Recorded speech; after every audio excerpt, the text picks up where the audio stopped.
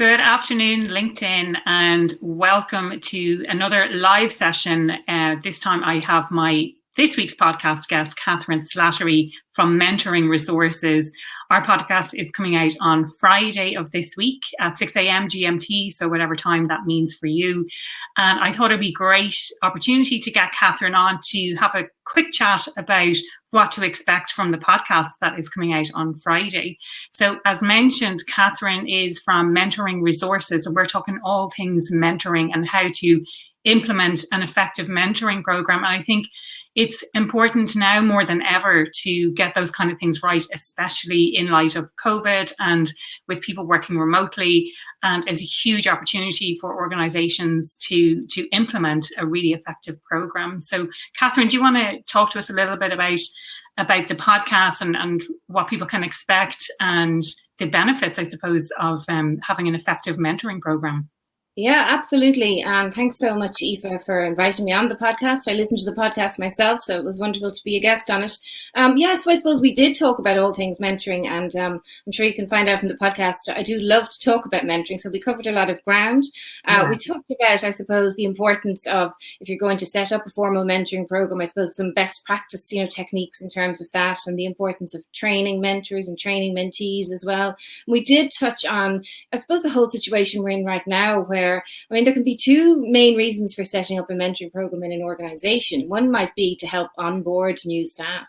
And of course, now with the situation, many new staff will be starting off, maybe not actually going into a building physically for a while. So it's even more important for them to have, someone to connect with who can kind of help them with, how do we do things around here, even if we're not physically in that environment? What is the workplace culture here? So having that, when you're starting off in a new role is absolutely just a wonderful resource to have. So it's even more important now. And I suppose the other reason for having a mentoring program in an organization or a business is, I suppose, we talked about on the podcast, it's around the whole idea of talent development. And if you have staff who are enjoying their roles and want to progress within the organization, then to have that person that might be their senior point of contact, a more senior mentor, to help them with career progression, throughout their time in the organization, and help them, I suppose, develop along with, their role in the organization. That can be a huge help as well. And even that now, at times, I suppose we're living in a time where people feel a bit disconnected and can feel a bit lonely at work. And again, having that person to touch base with. We talked as well, I suppose, what exactly is a mentor, and we talked about in mentoring and coaching. And my kind of preferred definition of, a mentor being the 3 S's, a safe pair of ears, a sounding board, and a source of possible solutions. But I think that safe pair of ears right now is the thing that's really key for people. People are, reconsidering maybe where they are in their careers and where they are in their lives, and remote working, and, I suppose work-life balance, all of that is certainly at play for people right now. And I think going into the new year as well, people may be reconsidering a lot of things and mulling them over the Christmas break. So having a mentor is just a fantastic resource, I suppose, whether you're starting off in a new job or making your way throughout your career. That's it. I think we definitely covered a lot of ground in the podcast itself. And I mentioned to you before we came live that I've recently been reading a book as part of the Thrive group called The 15 Laws of Growth. And we're getting towards the end of the book now. And one of the laws is around the law of modeling. And that basically says that as an individual, it's really difficult to, I suppose, think, challenge your thinking. And if you have a model there in the form of a mentor, or it could be a coach, basically someone external to yourself who you can look up to and who you can learn from. And I think it's a really, really great way to develop as an individual. Absolutely. And I think, we'll all probably recognize that throughout our careers, or maybe at varying points, we've all had that person maybe that we would consider sort of a role model. And they might not have even have called themselves a mentor, and we may not have even have considered it a mentoring relationship. But I suppose the benefit then of putting in place a more formal mentoring relationship is that is put in place for you. And like you say, it's someone to go to and someone to touch base with. It can be small things, and it may be, like you say, behavior in the workplace, or it could be large or even big career decisions. So it's just a wonderful resource to have, and especially, as we say, at this time, when people are feeling a little bit more, I suppose, disconnected. Yeah, feeling disconnected, but also I think for a lot of people, COVID has given them the opportunity to reflect on what's important in their life.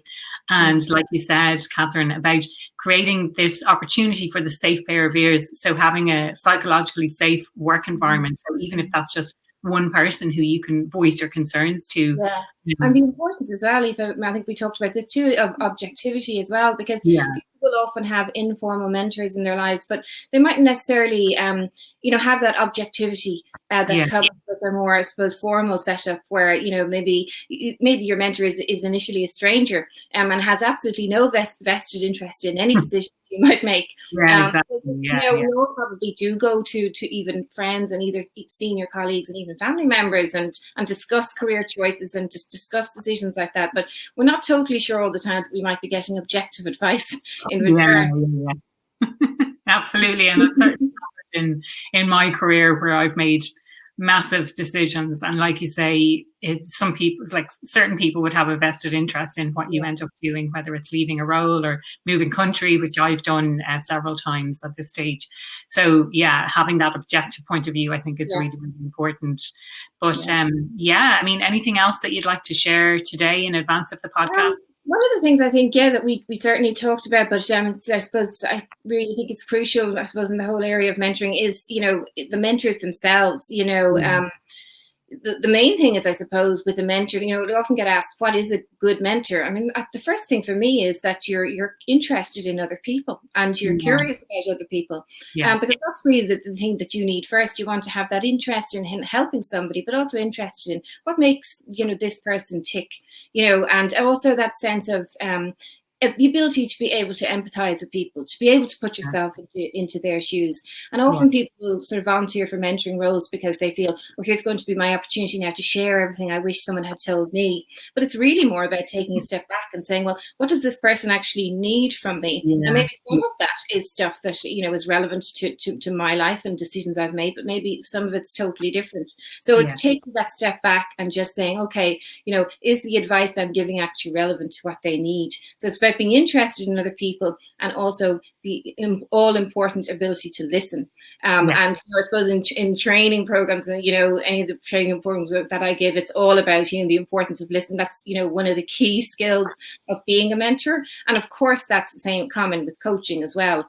And, executive coaching, life coaching, all of those particular, I suppose, roles have at their heart a key ability to listen is absolutely necessary for a mentor. But also, and I know we talked about this too as well, is the importance of mentees being trained as well and being ready for the role. This key, I suppose, skills that mentees need to consider before they embark on a mentoring relationship as well, such as a bit of self-awareness and the ability to communicate and the ability to take initiative in the relationship. So there's, I suppose, a lot to it. And, the key thing about mentoring relationships, and I suppose this is something I come across with organizations a lot of the time when I meet with them and they might say, oh, look, we set up a mentoring program and sort of petered out and, we're not really quite sure was it successful. And it's really about making sure that everyone is starting off with their expectations aligned, but the organization, the mentors and the mentees, and that then follow up and suppose evaluation is carried out throughout the process. And I know we talked about your experience as well with mentoring in various organizations. Absolutely. Yeah. No, just kind of reflecting on all of the different areas that we covered, and we did cover quite a lot of ground.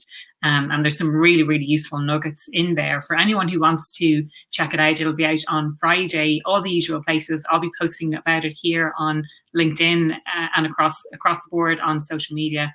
But you'll find the Happier at Work podcast wherever you get your podcasts.